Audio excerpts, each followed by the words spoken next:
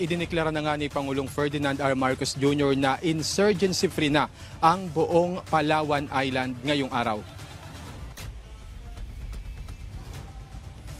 Ito ang sinabi, Angelique, ni Pangulong Marcos sa kanyang pagdalo kanina sa National Peace Consciousness Month 2023. Dito yan sa Puerto Princesa City. Ibig sabihin, wala ng mga rebelde, komunista o iba pang grupo na nanggugulo sa kapayapaan o kaayusan ng Palawan dahil sa pagtutulungan ng National Government, LGU, at iba pang sektor ng lipunan. Malaking bagay din aniya ang NTF-ELCAC o ang National Task Force to End Local Communist Armed Conflict. Marami na aniyang nagbalik loob sa pamahalaan. Sabi nga, Angelique, ng LGU ng Puerto Princesa City, Palawan, naging insurgency-free na ang Palawan dahil nailapit ang mga government services sa mga tao tulad ng health, education at iba pang financial assistance. May ugnayan na rin sa barangay ang mga residente, kapulisan at mga sundalo. Tuloy-tuloy rin ang konstruksyon ng iba't ibang proyekto gaya sa mga barangay. Kailangan maramdaman ng bawat Pilipino na nandito, hindi lamang ang pamahalaan, kung hindi pati na ang local communities, pati na ang local government, pati na ang mga pulis, pati na ang mga sundalo, pati na lahat ng bahagi ng ating lipunan ay nandiyan upang suportahan at pagandahin ang kanilang buhay. Kapag natupad natin yung pangako na yan, ay makikita natin na magiging mas madali ang usapan na papunta sa kapayapaan.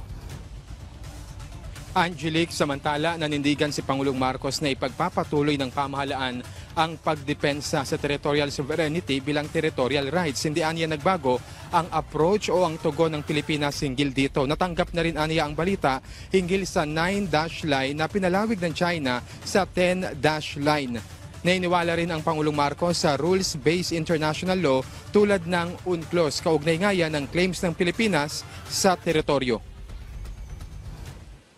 We, of course, will continue to defend our territorial sovereignty, our territorial rights. We have not changed our approach. It is other countries around us that have changed their approach. Now, once again, we received the news that now the 9-dash line has been extended to the 10-dash line. So these are we have to respond to all of these, and we will. But again, these are operational details that I would prefer not to talk about. At yan ang balita mula rito sa Puerto Princesa City sa probinsya ng Palawan, Angelique. Yes, Alan, in the past, kung maaalala mo, may mga nangyaring kidnapping sa mga turista sa isla dyan sa may Palawan. Wala na bang mga ganyang klaseng banta ngayon mula sa mga extremists na maaring manggulo sa kapayapaan, lalong-lalo na sa mga bumibisita dyan sa Palawan?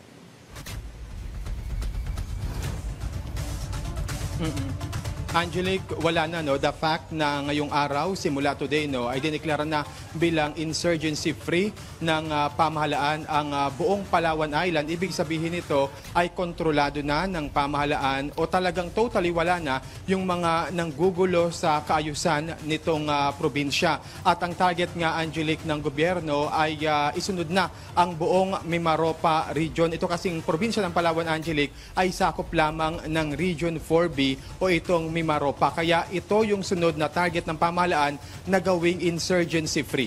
Angelique. Okay, maraming salamat sa iyo, Alan Francisco.